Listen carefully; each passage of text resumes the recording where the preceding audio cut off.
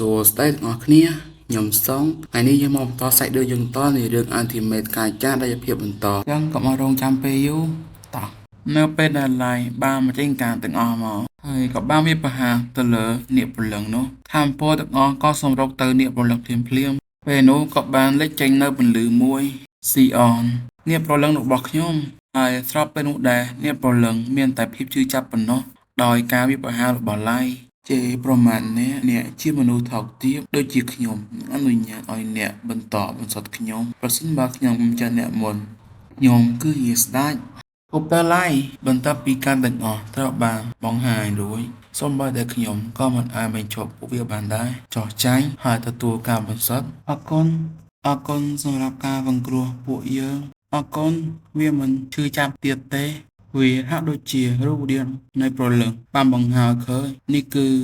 គឺជាបាតុភូតចម្លែកនិងគួរចាប់អារម្មណ៍ខ្លាំងណាស់ប្រហែលជាការបំពេញចន្លោះនឹងបណ្ដាលឲ្យមានបាតុភូតនេះកើតឡើងគឺជាអ្វីដែលខ្ញុំគិតនៅពេលដែលព្រលឹងត្រូវបានបន្សុទ្ធម៉ាណាដែលបានបង្កើតជាព្រលឹងត្រូវបានបញ្ចេញអរគុណទេ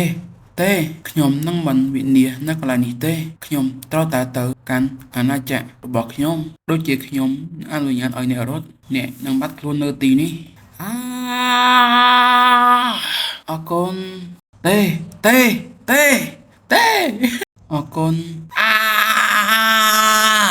ខ្ញុំកំពុងបាត់ខ្លួនពន្លឺនៃភាពអស់សង្ឃឹមនេះកំពុងធ្វើឲ្យខ្ញុំបន្សុទ្ធរហូតដល់ភ្លេចភ្លាំង